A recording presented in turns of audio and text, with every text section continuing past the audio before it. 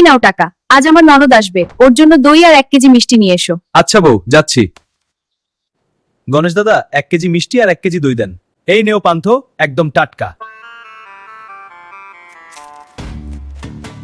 এই নাও বউ, মিষ্টি আর দই। এটা কি? এখানে তো আধা কেজিও হবে না।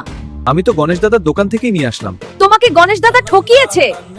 চলো আমার সাথে, আজ ওনার একদিন কি আমার একদিন। বউ দাঁড়াও, কথাটা শোনো। আপনি আমার জামাইকে 1 কেজির নামে আধা কেজি মিষ্টি দিলেন কেন? ভেবেছেন আমি বুঝবো না? আমি কেন 1 কেজি বলে আধা কেজি মিষ্টি দিতে যাব?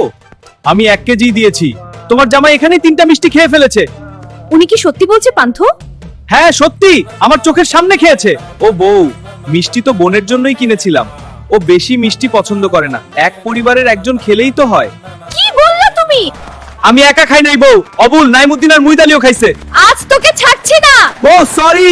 আমার মান সম্মান কিচ্ছু রাখলা না তুমি।